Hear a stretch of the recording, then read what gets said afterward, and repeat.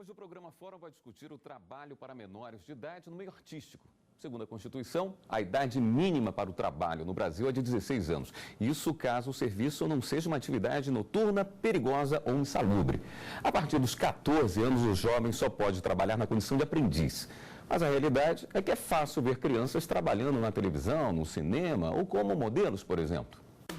O amor pela arte começou aos 6 anos de idade. João Gabriel entrou para o teatro e, aos 8, participou de um curta-metragem. Eu encaro como um trabalho porque isso tem que ser sério, feito direito, e diversão porque é uma coisa que eu gosto de fazer. Eu acho que eu quero ser ator. Tem que estar tudo certinho na escola, não só com notas, mas a atenção na escola, a dedicação, para ele poder fazer outras coisas que ele tem interesse, outras coisas que ele gosta. O Brasil, ele não tem uma lei específica sobre o trabalho artístico infantil. Ele faz uma conjunção, aplica o princípio da proporcionalidade e faz uma conjunção entre a OIT 138, entre o ECA, que é o Estatuto da Criança e do Adolescente, e as leis trabalhistas vigentes no Brasil. E para entender melhor essa situação, a gente está aqui no estúdio com a subprocuradora-geral do Ministério Público do Trabalho, Eliane Araque dos Santos, e a presidente da Associação Brasileira de Psicopedagogia, a doutora Luciana Barros de Almeida. Bom, eu gostaria de começar com a doutora Eliane, justamente vendo em cima dessa exceção que existe para as crianças que estão no trabalho artístico. Apesar de haver essa proibição para menores de 16 anos trabalharem, por que existe esse espaço para menores de 16 nesse universo? Bom, primeiro a gente precisa ver que é uma situação excepcional, que é uma previsão que está na Convenção 138 da Organização Internacional do Trabalho, ratificada pelo Brasil, né? E é excepcional e deve se dar em situações muito específicas, tanto que a disposição do artigo 8º da Convenção fala que a cada evento deverá ser dada uma autorização justamente para que se possa garantir a preservação da integridade física, moral, psíquica da criança, preservar os seus momentos de lazer, de estudo. Então, é uma situação excepcional em que o cuidado deve se voltar à criança. Tanto que quando se fala em trabalho artístico, nós precisamos focar no melhor interesse da criança. O ECA não prevê trabalho artístico, ele prevê uma série de direitos para a criança e o adolescente, e entre eles o direito à liberdade e à livre expressão. Então, essa livre expressão, que também é uma garantia, um direito que está previsto na Constituição Federal, no artigo 5º, ela deve ser vista no sentido da criança. É o direito dela se expressar, dela ter essa liberdade dentro do seu universo. Daí porque, quando se fala em trabalho artístico, não se pode perder de vista a criança como um todo, né? Ela precisa ser protegida, ela precisa ser garantida em seus direitos. Então, são situações excepcionais. E muitas vezes a gente se vê diante de situações que se perpetuam, né? A criança trabalha numa novela, já emenda com outra novela, e cada situação é uma situação que deve ser vista independente uma da outra, sempre no melhor interesse da criança. Como eu coloquei para você, o Estatuto não prevê trabalho. Ele prevê uma possibilidade de se autorizar participação em eventos artísticos, né? Que são eventos esporádicos, muitas vezes são eventos organizados por escolas ou por algum centro de estudos em que ela está vinculada, ou até uma própria escola de trabalho artístico. Não prevê um tempo máximo para esse trabalho? Não, quando se fala em evento, por exemplo, pode ser uma novela que dura 8 meses? Não, eu estou no ECA. O ECA fala em participações. Então, são participações seria uma esporádicas. Coisa que se pensa em algo diário. Não, quando se fala em algo diário, a gente já sai de uma mera participação para o trabalho. Então, o que a gente vê e que as pessoas realmente contestam, enfocam e muitas vezes estranham, é que nós estamos diante não de uma mera participação eventual, né? Mas nós estamos diante de trabalho.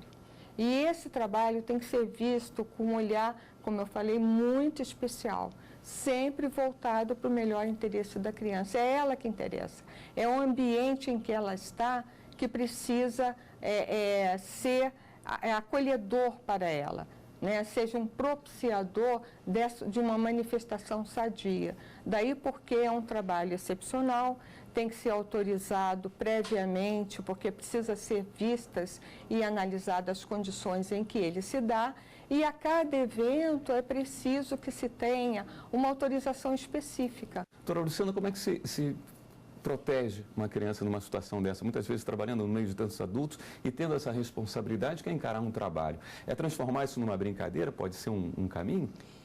É um caminho, né? Você procurar um espaço lúdico para que a criança possa atuar, até porque esse é o propósito mesmo, né? A manifestação é espontânea da criança atuando nesta cena, né? E ela poder também abstrair disso aí uma aprendizagem que vai dar significado para o ser que está em formação. Então, o aspecto lúdico é um dos caminhos possíveis para que isso seja importante para esse desenvolvimento integral do ser humano.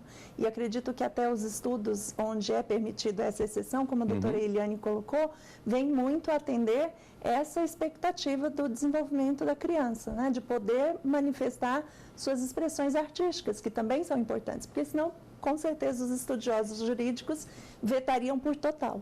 Então, acho que não vem o veto total, inclusive para poder fomentar, né, esse desenvolvimento artístico também, que é importante, claro, né? O que a gente precisa cuidar muito enquanto especialistas da aprendizagem, e a nossa preocupação vem nesse sentido, é de como a criança vem sendo tratada neste ambiente. Como você diz, né? Ela está ali cercada de adultos, mas é preciso que esses adultos que estão cuidando desta forma de atuação, dessa forma de trabalho, preservem esse ambiente infantil. Considerem esse ser humano, que é sim uma pessoa, mas uma pessoa que está em formação. Então, ela precisa de uma atenção diferenciada e uma atuação que seja de fato espontânea, não com direção de regras e aqueles ditados que exigem, claro, de um artista profissional. Nós estamos diante de um artista mirim e ele precisa ser respeitado como tal. Agora, doutora Eliane, quem é responsável por dar essa autorização? Eu queria saber da senhora se na prática, realmente, quem é responsável por isso também é responsável pela fiscalização, ou se vai ao local observar se tem todos esses cuidados que deveriam ter para a proteção do menor. Pois é, William, eu queria retomar um pouco o que disse a Luciana, porque ela ressaltou o aspecto lúdico, né?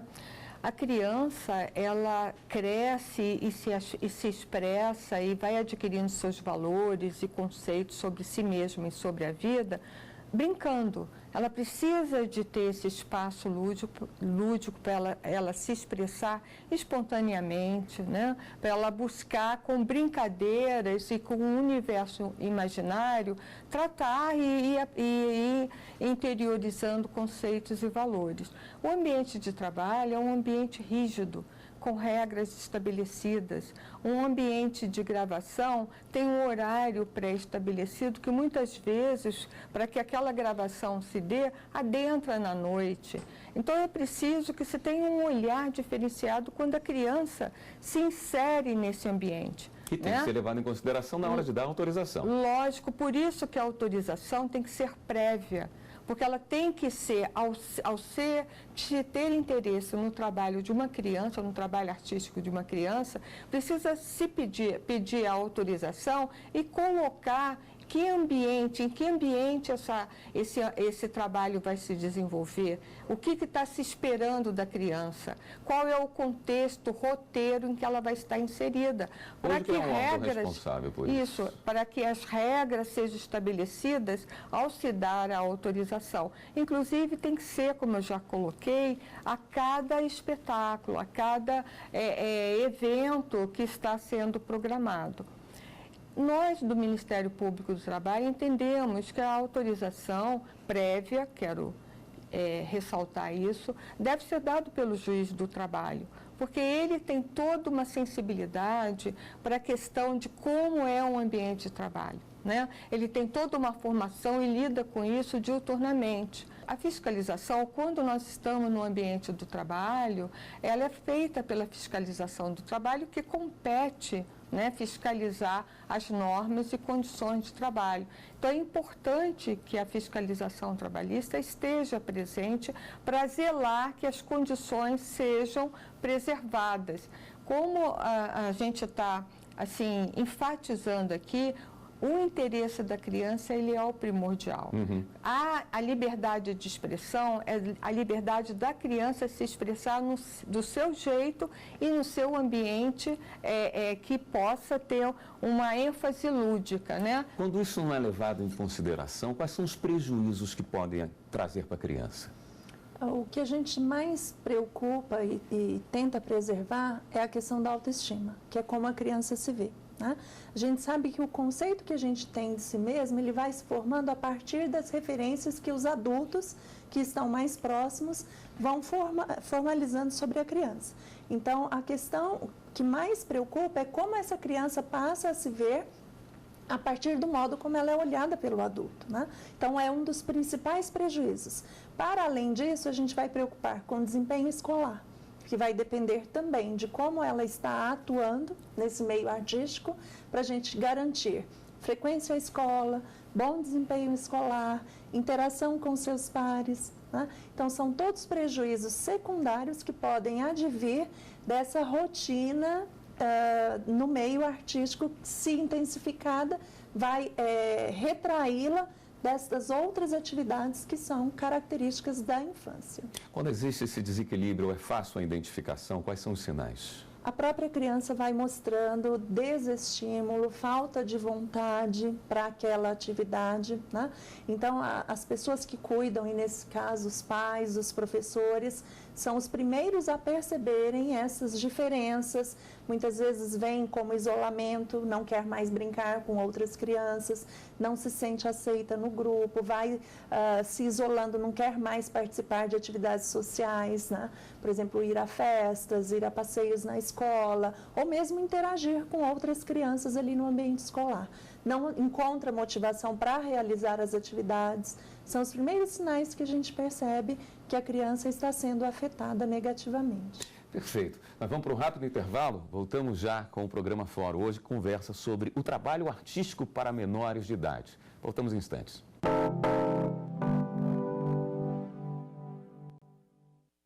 Estamos de volta com o programa Fórum. O tema de hoje é trabalho para menores de idade no meio artístico. A gente recebe a subprocuradora-geral do Ministério Público do Trabalho, Eliana Araque dos Santos, e a presidente da Associação Brasileira de Psicologia, doutora Luciana Barros de Almeida. Como é que ficam os direitos trabalhistas dessas crianças que trabalham no meio artístico? Ela tem direitos plenos, né? Inclusive, se propõe que os ganhos que ela receba desse trabalho seja parte depositado numa caderneta de poupança para garantir, né, o seu futuro, para que ela tenha esse momento em que ela se envolveu com o trabalho, de uma certa forma preservado em termos de ganho. E como a doutora Luciana falou, questões de jornada de trabalho é super importante, porque é importante que os horários escolares sejam respeitados, e não só a presença na escola, mas também os momentos em que ela precisa de estudo, de assimilação daquele aprendizado. Então, a jornada sempre precisa estar adequada à sua necessidade e precisa estar sempre limitada, né? Então, assim, o olhar do adulto precisa ser diferenciado.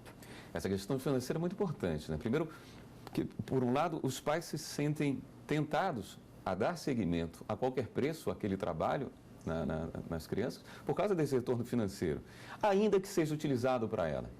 E para a criança também tem um peso ela entender que o seu trabalho, que muitas vezes você tenta transformar numa brincadeira para tirar um pouquinho da responsabilidade, mas que aquele trabalho muitas vezes é a única fonte de sustento da família. Os pais às vezes largam os empregos para trabalhar em prol da criança, né? Você tem esse problema duplamente presente por causa do lado financeiro, né? Sim.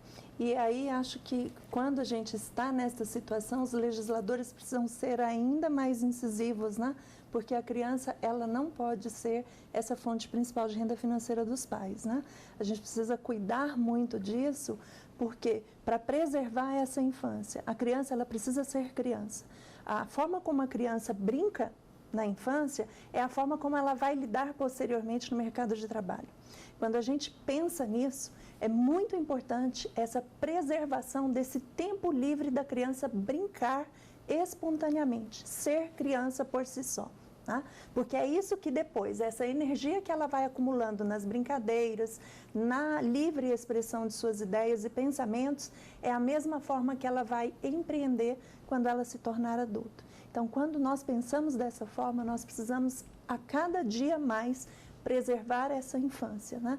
E preservar essa infância para essas crianças que estão envolvidas no meio artístico requer não só o momento de atuação em si, porque a gente sabe, né, doutora Eliane, o quanto esse momento de cena, o quanto ele precisa de ensaios antes. Então, a gente vê hoje muitas crianças que são verdadeiros executivos mirins, que além da jornada escolar, elas ainda têm 5, 6 atividades. Quando a gente se depara com uma criança dessa, nos preocupa imensamente do ponto de vista da aprendizagem, porque você não vai aprender só na época que você está na escola, né? A gente aprende para a vida toda, em todos os momentos. E quando você visualiza esse cenário de aprendizagem por todo o tempo e você vê uma criança sobrecarregada de atividades que um adulto decidiu por ela, porque isso não é escolha dela, um adulto decide quais são as atividades dela e ela tem que seguir essa rotina, você pode pensar que talvez a gente não esteja aí diante de uma pessoa que vai conseguir corresponder a essa sociedade do espetáculo que a gente vê vigorar muito hoje. A criança não pode mais ser arrimo de família, ela não pode ser dada autorização para ela trabalhar porque os pais necessitam. Né? São os pais, é a sociedade, é o Estado, são os pais que precisam garantir justamente esse desenvolvimento e essa preservação desse desenvolvimento.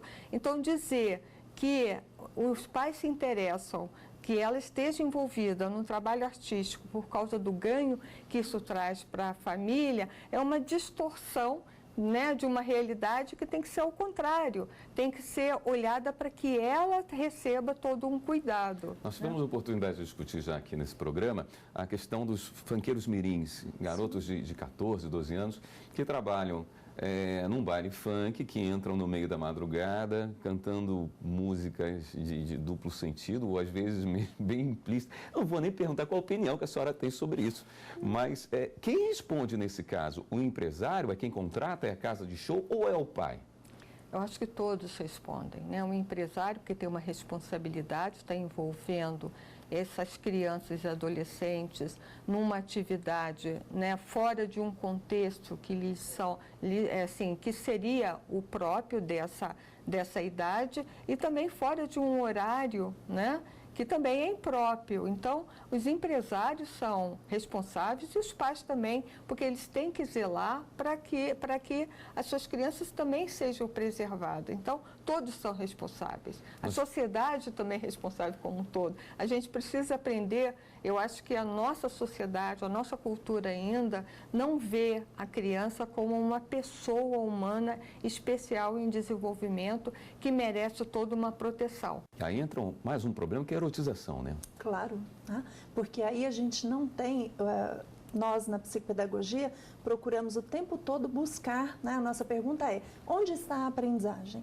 E nestes casos não existe uma aprendizagem, senão a contra-aprendizagem, que é exatamente a exposição da criança a fatores que vão, a cada vez, a cada minuto mais ali, piorar a sua condição de formação de um ser integral. E é uma erotização precoce, sim, que ela ainda não tem amadurecimento para lidar com aquilo Então, assim, como que isso repercute internamente? E né? que vai trazer uma perturbação para o desenvolvimento de um modo geral, né?